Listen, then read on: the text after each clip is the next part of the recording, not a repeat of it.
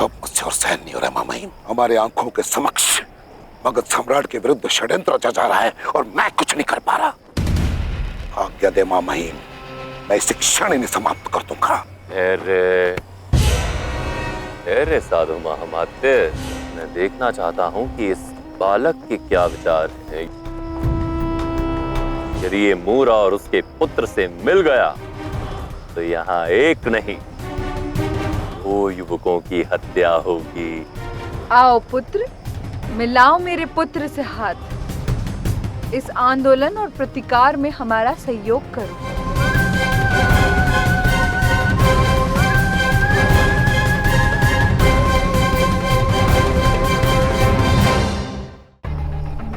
आओ पुत्र, मिलाओ मेरे पुत्र से हाथ।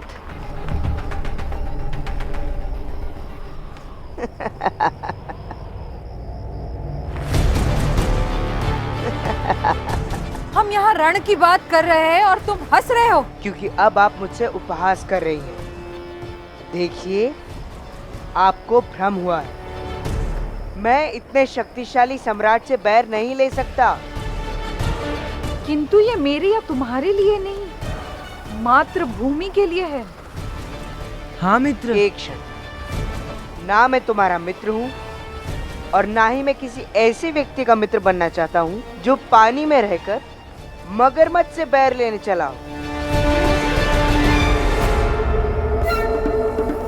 पिपलीवान देश आपका, वहाँ की प्रजा आपकी, ये पुत्र आपका और प्रतिकार भी आपका। तो फिर मैं अपने प्राण दांव पर क्यों लगाऊं? और वैसे भी सम्राट ने मेरा कुछ अहित नहीं किया, एक दिन के लिए ही सही, किंतु मुझे उन्होंने राजकुमार तो बनाया। तो फिर मैं उनके विरुद्ध क्यों जाऊं? अद्भुत! ये बालक मुझे भा गया।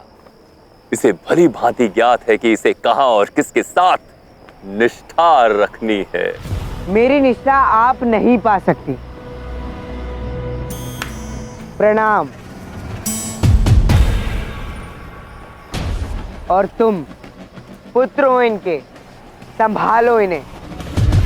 कोई अनुमान नहीं है इन्हें कि इनका रचा जाल सम्राट को नहीं, स्वयं को ही ले डूबेगा। और उससे पहले उसके पुत्र को।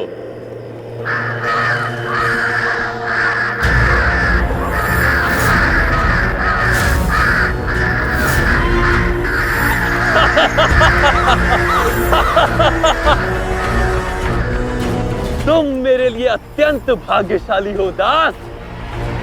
पहले तुम मेरी स्वर्ण प्रतिमा का शीश लेकर आए, फिर मेरे ज्येष्ठ का षड्यंत्र मुझे दिखाया, और अब 12 वर्षों की मेरी प्रतीक्षा तुम्हारे कारण समाप्त हुई।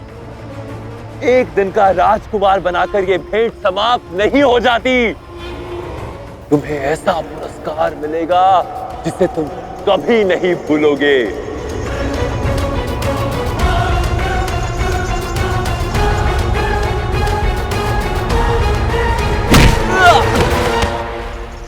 वीरभद्र!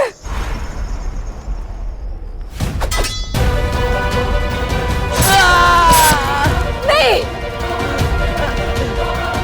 देखो मूरा, देखो!